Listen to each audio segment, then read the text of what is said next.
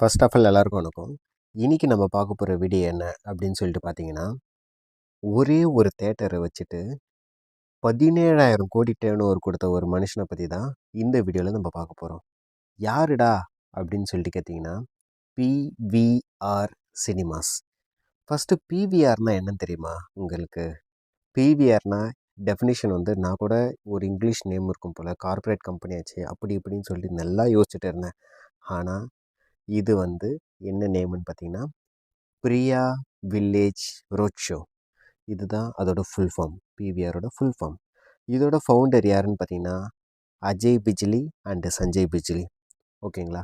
சரி, இந்த கதை வந்து எங்கே ஆரம்பிக்குது அப்படின்னு சொல்லிட்டு பார்த்தீங்கன்னா, நம்ம ஸ்ட்ரெயிட்டாக வந்து 1974க்கு போகலாம். ஓகேங்களா?